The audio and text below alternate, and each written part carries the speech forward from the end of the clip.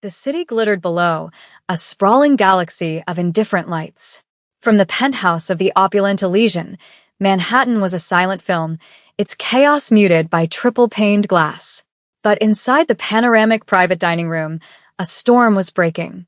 Every eye was fixed on the crimson numbers flashing across a massive, wall-mounted screen. $3 billion. A number so vast it had ceased to represent money and had become a symbol of absolute power, a digital kingdom on the verge of annihilation. The transfer, a culmination of a 5-year hostile takeover, had stalled.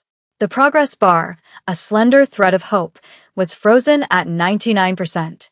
And with each passing second, the silence in the room grew heavier, more menacing. At the head of the long, polished mahogany table sat Kwon Jin-woo, his handsome face a mask of controlled fury. At 33, he commanded an empire that straddled the legitimate and the illicit with terrifying ease. His tailored suit was the color of midnight, his stillness a stark contrast to the burgeoning panic around him. Beside him, Min-jun, his chief technology officer, was sweating, his own expensive suit suddenly feeling like a straitjacket. 1, 2, 3, his fingers flew across a holographic keyboard, his face pale, bathed in the demonic red glow of the error messages cascading down the screen. "I don't understand," he stammered, his voice thin and reedy. "The encryption it's rewriting itself. It's a ghost. I can't trap it. I can't even trace it." Jin-woo's voice, when it came, was dangerously soft, a silken threat that cut through the tension. "You had one responsibility, Min-jun. To ensure this transaction was seamless." He didn't raise his voice. He didn't have to. The chill in his tone was more effective than any shout. The authority figure's disapproval was a palpable force, pressing down on the arrogant gatekeeper. This was not merely a financial loss. It was a declaration of war, a digital strike against the heart of his sovereignty. The ruthless master villain who had orchestrated this attack remained unseen, a phantom in the code, but their message was clear. "We can reach you. We can break you." Across the room, unnoticed by the vortex of men in tailored suits, a young woman moved with quiet efficiency. Nia, a 28-year-old waitress, refilled water glasses, her expression serene, a stark contrast to the unfolding chaos. She wore the restaurant's uniform, a simple white dress and a red vest, a splash of color in the monochrome world of power and fear, for her beauty was striking, a composition of elegant lines and intelligent eyes that saw far more than anyone in this room gave her credit for. She was a ghost of a different sort, invisible by design, her presence merely functional. But as she moved closer to the table, her steps slowed, her gaze drawn to the frantic, failing efforts of the so-called tech genius. A flicker of something, recognition, understanding, perhaps even pity, crossed her features before being swiftly suppressed. She had served these men before, listened to their boisterous claims of invincibility, their casual cruelty. She knew their world was built on a foundation of brutal strength and fragile code. And she knew, with a certainty that settled deep in her bones, that she held the key to its salvation, or its ruin. Nia had not always been a waitress. This life of serving overpriced wine and feigned politeness was a carefully constructed facade, a penance, and a hiding place. The feel of the starched linen napkin in her hand was a world away from the cool, metallic touch of a keyboard, a sensation that still hummed in her fingertips like a phantom limb. A flashback, sharp and unwelcome, pierced the present.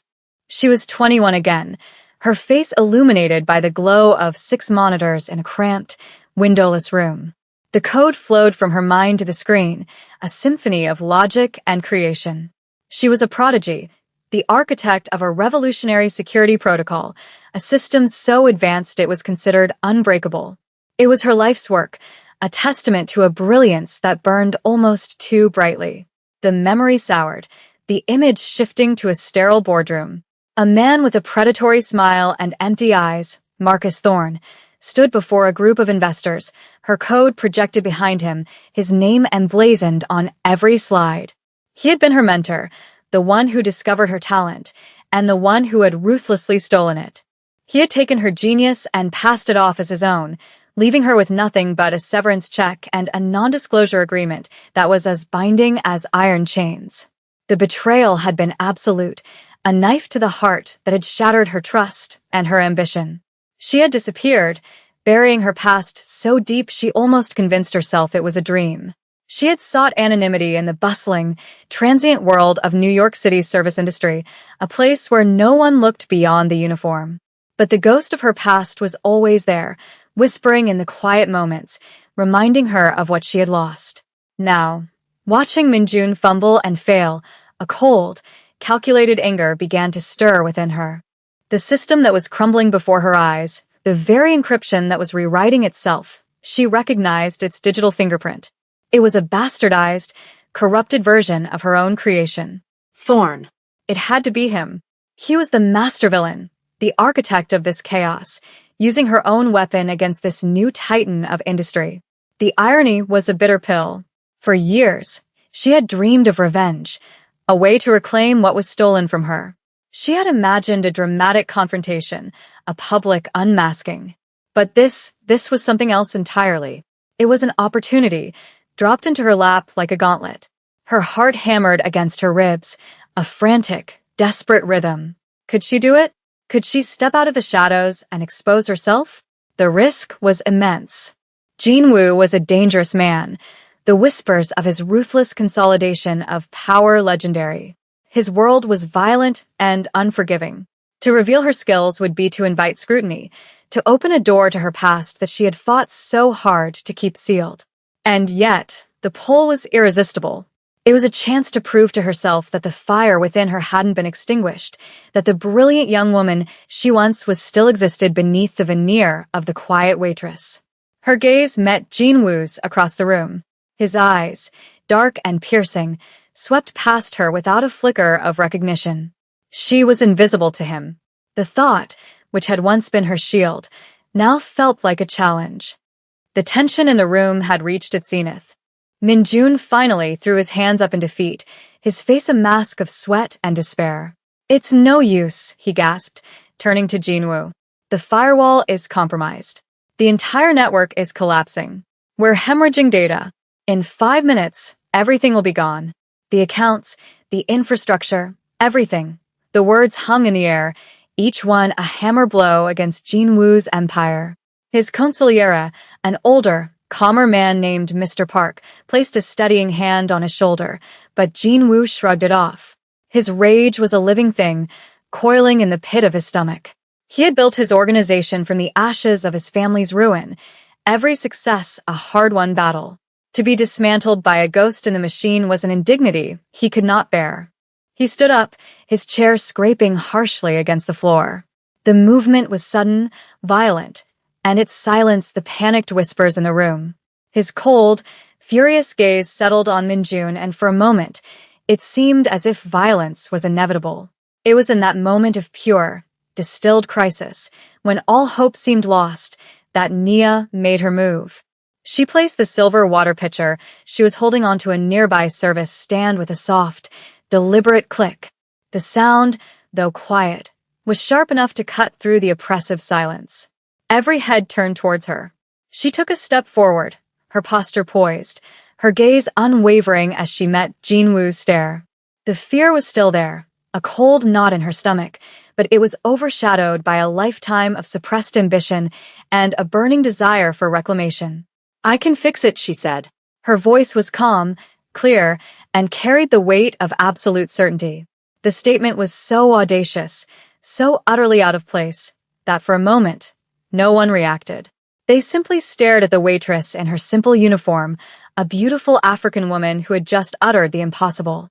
Minjun was the first to break the silence, a harsh, incredulous laugh escaping his lips. "You? You can fix it." He gestured dismissively at her, his contempt undisguised. "What are you going to do? Offer to drink? Go back to pouring water, little girl." "The adults are busy," his words were meant to sting, to put her back in her place, but Nia didn't flinch. Her eyes remained locked on Jinwoo, the only person in the room who mattered. She saw the flicker of desperation behind his cold facade, the sliver of an opening. He was a man drowning, and she was offering him a lifeline. Would he be too proud to take it? Mr. Park, ever the pragmatist, stepped forward. "What do you mean, you can fix it?" Who are you? Jin-woo held up a hand, silencing them both. He studied Nia, his gaze intense, analytical. He saw past the uniform, saw the unshakable confidence in her eyes, the intelligence that radiated from her. In the cutthroat world he inhabited, confidence was a currency, and hers was pure gold.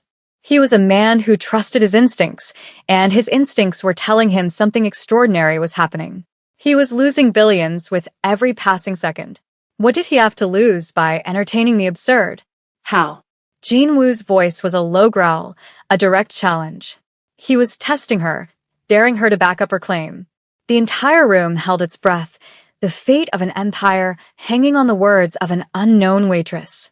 This was her moment, the precipice she had been unknowingly walking towards for 7 years. Nia's fingers moved with the fluid precision of a concert pianist finally returning to her instrument. The holographic interface, which had been a wall of impenetrable error messages for Minjun, became a canvas for her artistry. She didn't just type. She composed, her hands dancing across the light, weaving complex strings of code with an intuitive grace that was mesmerizing to behold. The room was utterly silent, save for the soft hum of the servers and the almost imperceptible clicks of the virtual keys. Jin-woo stood directly behind her, his powerful frame a silent, intimidating presence. He watched not just the screen, but her. He saw the intense focus in her eyes, the slight furrow of her brow as she navigated the digital labyrinth. It was the focus of a warrior, a master of her craft. He, a man who commanded armies, recognized a fellow commander in her element. Minjun watched from the side, his initial contempt morphing into a cocktail of disbelief and humiliation. She was doing the impossible, moving through his defenses, his systems, with an ease that bordered on contemptuous. She wasn't just fixing the problem, she was fundamentally rewriting the rules of the game he thought he had mastered. He had built the outer walls of this digital fortress, but he was beginning to realize, had designed the very ground it was built on. The attacker used a recursive algorithm to corrupt the primary encryption key, Nia explained, her voice steady and professional, never taking her eyes off the screen. It's designed to mimic the system's own security protocols, turning them against each other.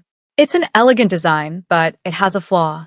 It's too perfect. As she spoke, she isolated the rogue code, trapping it within a quarantine she constructed in seconds. It relies on a predictive pattern. It anticipates the standard response, the way someone like you, she gave a subtle, pointed glance towards Minjun, would react. But it doesn't account for an asynchronous countermeasure. Her fingers flew again, a blur of motion. A new window opened, displaying her own code, clean, concise, and lethally effective. It was like watching a surgeon perform a delicate operation. She wasn't just patching a hole, she was fortifying the entire structure from the inside out. With a final, decisive keystroke, she neutralized the attack. The crimson warnings vanished, replaced by a stable, healthy green. The progress bar on the main screen, the one that had been frozen at 99%, flashed and then completed its journey. Transfer complete. The $3 billion were secure. A collective sigh of relief washed through the room.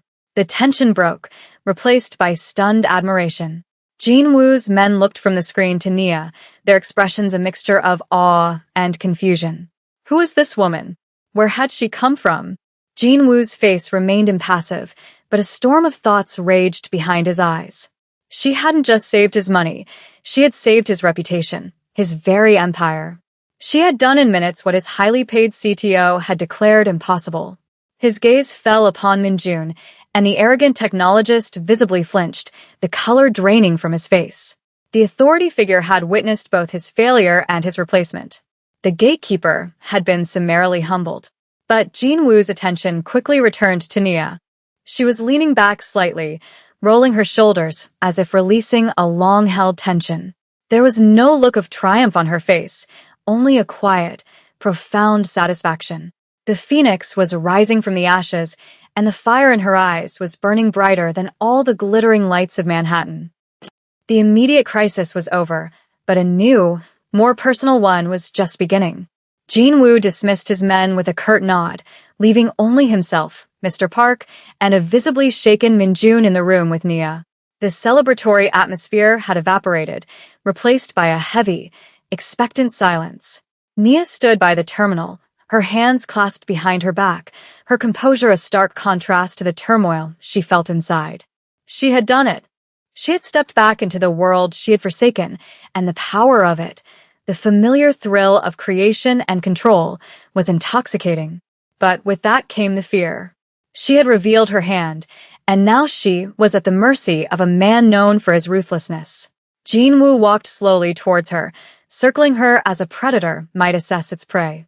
He stopped in front of her, his proximity unnerving. He was taller than she had realized, his presence commanding. For the first time, she felt a tremor of physical intimidation, but she refused to let it show in her eyes. "You have a name?" he asked, his voice a low baritone that seemed to vibrate in the air between them. "Nia," she replied, her own voice steady. "Just Nia, that was no ordinary hack, just Nia," Jinwoo stated, his gaze boring into hers. "That was personal. The system you just dismantled, you knew it wasn't a question. It was a statement of fact." He was as perceptive in the boardroom as she was in the digital world. He had seen the familiarity in her movements, the intuitive understanding she possessed. He was piecing together the mystery. A flashback ignited in Nia's mind, the memory of Marcus Thorne's voice, dripping with condescending praise. "You're a brilliant girl, Amara," he had said, using her real name, a name she had since discarded. "But you're just not ready for the spotlight. Let me guide you." He had guided her right out of her own life's work. The memory fueled her resolve. She met Jinwoo's gaze without blinking. "The code was a corrupted version of a security system I designed 7 years ago. It was stolen from me."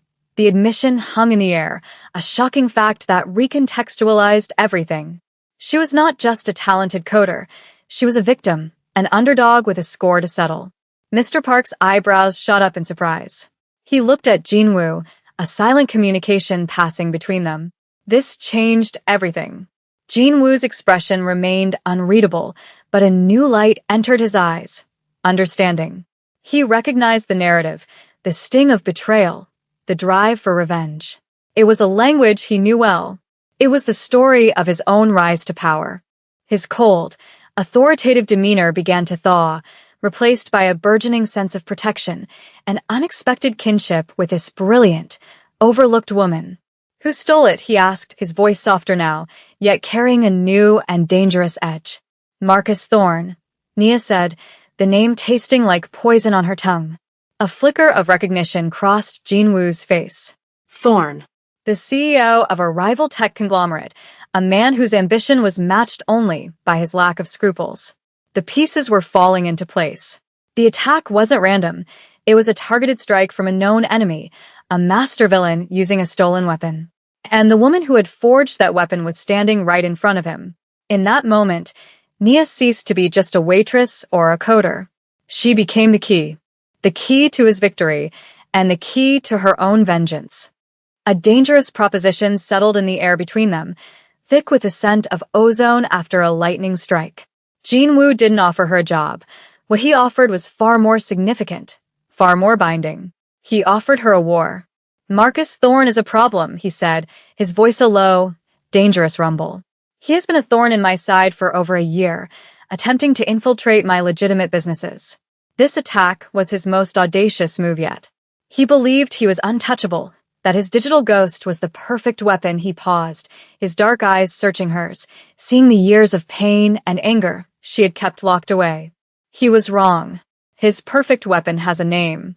"And she is standing in my dining room." The transition from waitress to weapon was jarring, yet exhilarating. It was a validation of the power she had so long denied. Mr. Park, ever the voice of reason, stepped forward. "Mr. Kwan, perhaps we should be more cautious. We know nothing about this woman." Jinwoo waved a dismissive hand, his gaze never leaving Nia. "I know everything I need to know. I know she possesses a skill that men like Minjun." He shot a withering glare at his disgraced CTO, who shrank under the weight of it, "can only dream of. I know she has a motive that money cannot buy, revenge. And I know that my enemy's enemy is my most valuable asset." He turned his full attention back to Nia. "I will give you everything you need. Unlimited resources, a team, a new life. Anything you require to build a key to dismantle Thorne's empire, piece by piece. In return, You will give me your loyalty and your genius. We will have our revenge. Together, the offer was a double-edged sword. To accept was to step into his world, a world of violence, crime, and immense power. But to refuse was to condemn herself to a lifetime of silent, simmering regret, of serving coffee to men who would never know she was their superior in every way that mattered. The choice was not a choice at all. It was a reclamation. I don't want a new life, Nia said, her voice ringing with newfound strength. I want my old one back. I want my name, the one he stole from me, cleared. I want the world to know that the code that built his empire and the code that will tear it down came from me. A slow, predatory smile touched Jinwoo's lips for the first time. It transformed his handsome features, making him look both dangerous and impossibly charismatic. He saw the warrior in her, the queen ready to claim her throne. Then we have an accord, he declared. He extended a hand. It was not a gesture of a boss to an employee, but of one sovereign power to another. Nia looked at his outstretched hand, then back to his face. She saw not a cold monster, but a man who understood the savage poetry of retribution. She placed her hand in his. His grip was firm, warm, and in that contact, an unbreakable alliance was forged. A man who had lost his family and built an empire from their ashes, and a woman who had lost her name and was about to build a legend from its ruins. The Elysian penthouse, once a symbol of a world she served but could never enter, became her sanctuary and her command center. One of the opulent guest suites, with a view of the entire city, was converted into a state-of-the-art tech lab. The finest wine glasses were replaced with servers humming with immense power, the silk sheets with blueprints of digital architecture. Nia shed the waitress uniform like a second skin, a relic of a past life. Jinwoo provided her with a wardrobe befitting her new station, but she worked in simple, comfortable clothes, her focus entirely on the screens that were her new kingdom. For days, she barely slept, fueled by coffee and a 7-year-old hunger for justice.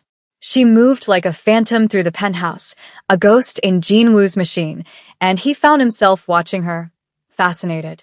He would find her at 3 a.m., bathed in the blue glow of her monitors, her expression a mixture of intense concentration and creative joy. He started leaving meals for her by the door to her lab, knowing she would forget to eat. He would watch her for a moment, unseen, as she worked, and a feeling he couldn't quite name, a potent mix of admiration and a fierce, instinctual protectiveness, began to take root in his chest. One night, he entered the lab with 2 cups of tea. The silence was comfortable, broken only by the clicking of her keyboard. You never stop, he observed, his voice softer than she was used to. She took the cup without looking away from the screen. He never stopped when he was erasing me. Now I'm erasing him.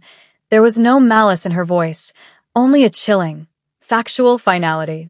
She finally turned to look at him, her eyes tired but burning with an inner fire. Why do you trust me? You don't know me. Jinwoo leaned against the doorframe, the city lights creating a halo around his silhouette. My father was betrayed by his most trusted partner, he said, the admission quiet, unexpected. He lost everything. Our family name, our fortune. I was a teenager, and I watched it destroy him. I spent the next 15 years hunting that man down and taking back what was ours, tenfold. I know what betrayal looks like. And I know what the hunger for retribution feels like. It's the purest motivation on earth. In that moment of shared vulnerability, the dynamic between them shifted. She saw past the ruthless Mafia boss to the boy who had his world stolen, just as she had. The powerful authority figure revealed the core of his own motivation, and it mirrored hers perfectly. An unspoken understanding flowed between them, a bond forged in the fires of past betrayals. Her fingers paused on the keyboard. My name, she said softly, is Amara Okafor. She had not spoken her real name aloud in 7 years.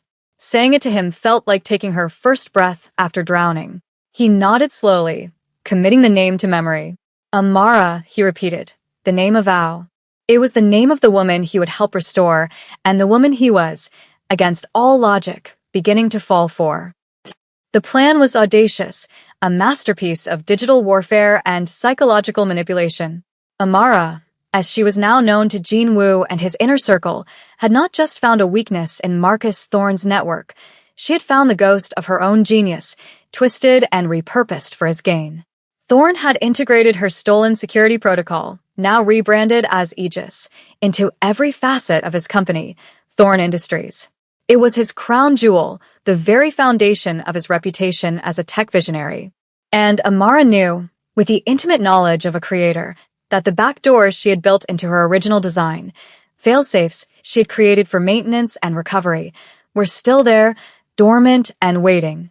Thorne, in his arrogance, had never found them.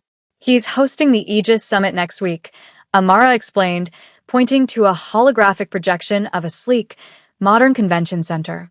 He's unveiling Aegis 20 to the world's top investors and government agencies. It's his coronation. Jinwoo looked at the projection, then at her. And we're going to crash the party. A rare, genuine smile touched her lips. We're not just going to crash it. We're going to burn it to the ground, digitally. While he's on stage, extolling the virtues of his unbreachable system, I'm going to breach it. Not with a cannonball, but with a whisper. Her plan was twofold. The first phase was infiltration. Mr. Park, using his extensive network, secured them invitations to the summit's exclusive pre-gala. Amara would go as Jinwoo's tech consultant.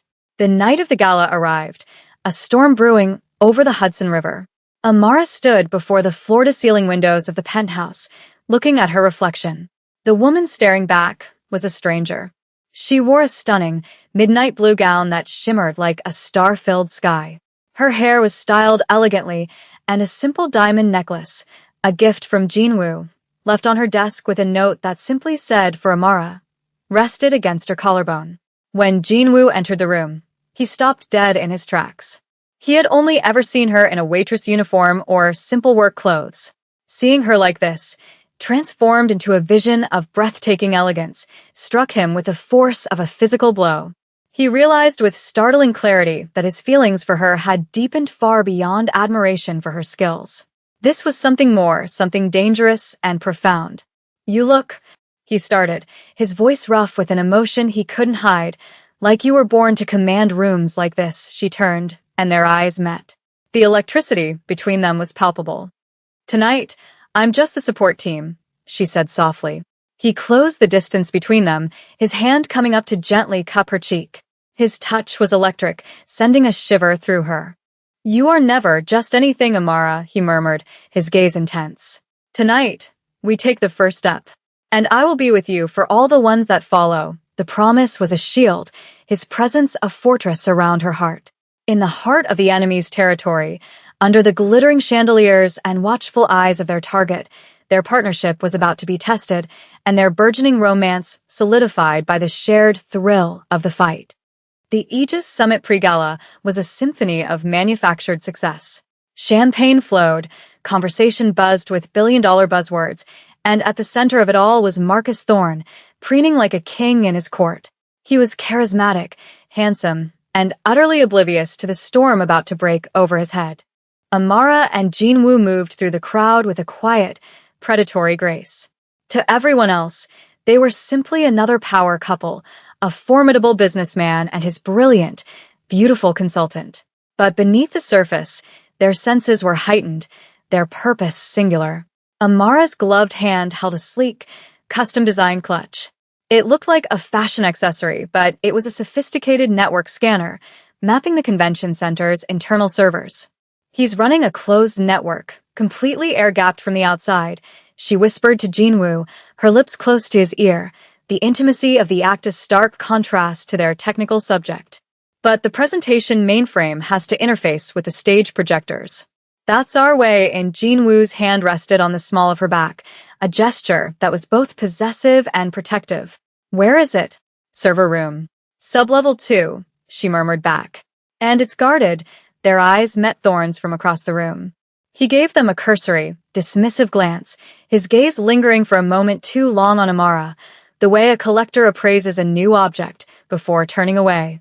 The casual arrogance of it made Amara's blood run cold, but Jinwoo's grip on her back tightened, a silent reassurance. The plan was in motion.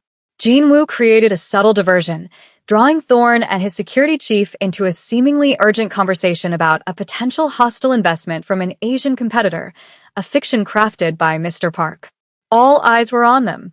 In that window, Amara slipped away, her movements swift and silent.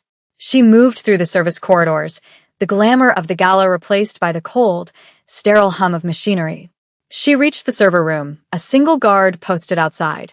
Before he could react, Mr. Park, appearing from the shadows like a seasoned ghost, neutralized him with a quick, silent efficiency that spoke of a past far removed from a simple consigliere. Amara swiped a cloned keycard, and the door hissed open. Inside, she connected a small device, no bigger than a thumbnail, to the mainframe. Her heart pounded in her chest, a drumbeat of fear and exhilaration. She was planting a seed, a digital time bomb of her own creation, right in the heart of the system he had stolen from her. The program uploaded in seconds. She disconnected, slipped the device back into her clutch, and melted back into the shadows of the corridor. She re-emerged into the glittering ballroom just as Jinwoo was ending his conversation. He saw her across the room, and she gave him a nearly imperceptible nod. It was done.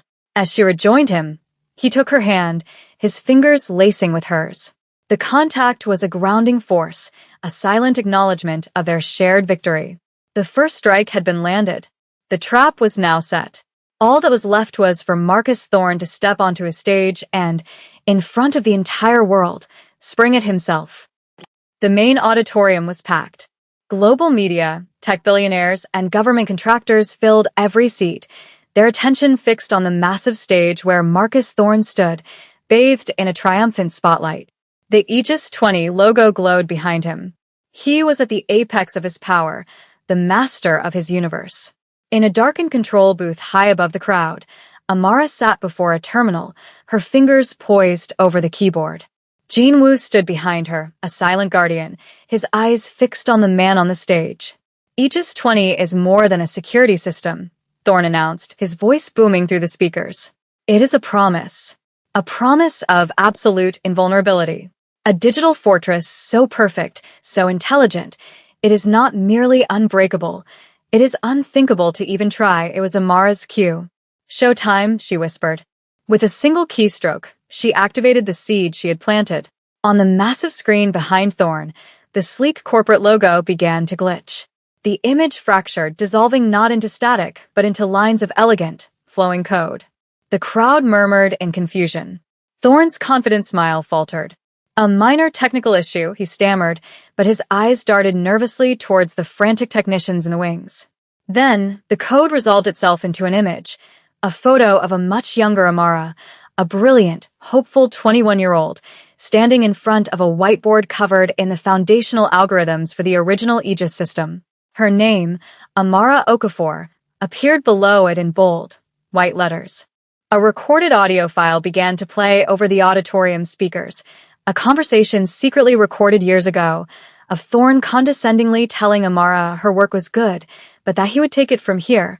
For her own good, the evidence was irrefutable, a digital ghost rising from the past to claim its due. The screen split, one side showing Thorne's corporate accounts, the other showing a live, rapid decryption of his illegal financial dealings, slush funds, and corporate espionage, all of which had been protected by her stolen code.